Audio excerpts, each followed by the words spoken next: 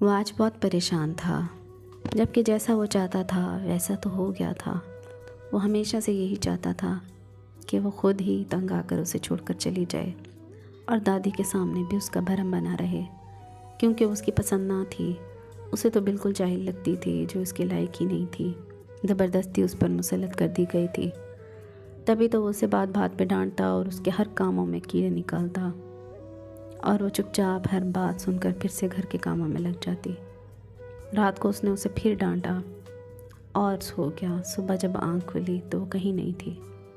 اس کے کپڑے اور کھانا جو روز اسے تیار ملتا تھا آج نہیں تھا۔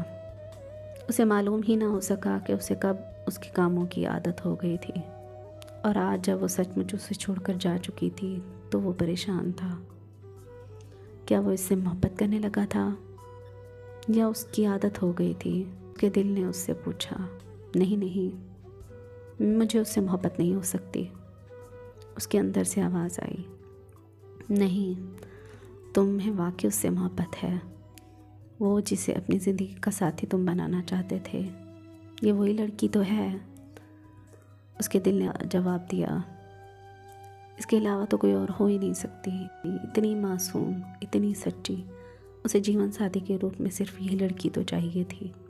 ایسی لڑکی دنیا میں کہیں نہیں ہے جو اس کے اتنے غصے کے باوجود خاموش رہے، جو اس کے جاگتے ہی ناشتہ لگا دے، اس کے مانگنے سے پہلے اسے چائے پلا دے۔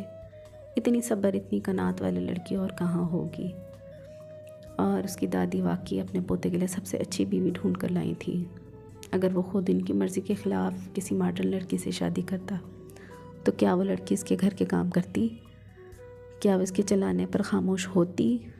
اس میں اتنا صبر ہوتا؟ نہیں، بالکل بھی نہیں۔ اس کا دل پہلی بار اس کے حق میں گواہی دے رہا تھا۔ اوہ میرے اللہ، یہ میں نے کیا کر دیا؟ میں نے اس سے کتنی بدتمیزی سے بات کی، اسے خود کو ملامت کیا۔ وہ ریلوے اسٹیشن کی طرف گیا، گاڑی فل سپیڈ سے چلائی۔ اتنے رش میں اتنے سپیڈ سے گاڑی چلانا خطرے سے خالی نہیں تھا، لیکن وہ ہر خطرے سے انجان بس جلدی ریلوے اسٹیشن پہنچ جانا چاہتا تھا۔ ریل گاڑی تو نکل چکی تھی۔ وہ مایوس ساری دنیا سے بیزار گھر لوٹ آیا اور صوفے پر ڈھیر ہو گیا۔